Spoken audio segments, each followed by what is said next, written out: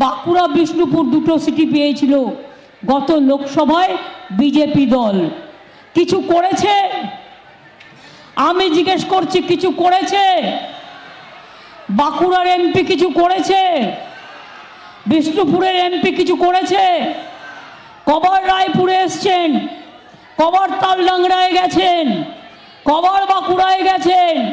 নিজের কাজ নিয়ে ব্যস্ত, এরা মানুষের কাজে ব্যস্ত নয়।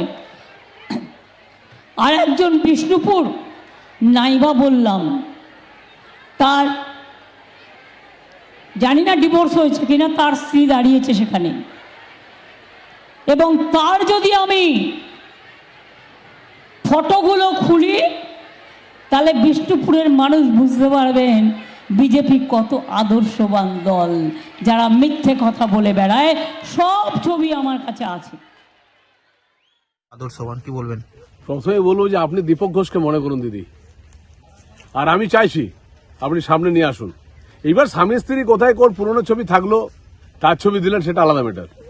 শুধু এটুকুই বলবো, দম থাকলে অরিজিনাল ভাবে নিয়ে আসুন। মিথ্যা বুজরুকি বাঁকুড়ার মানুষকে দেবেন না, বিষ্ণুপুরের মানুষকে দেবেন না। আপনার ভাইপো চোর হতে পারে, সবিতকা চোর নয়। আপনার ভাইপো চরিত্রহীন হতে পারে, 4টে রাশিয়ান পুষতে পারে, সবিতকা কোনো মেয়েকে পুষেনি।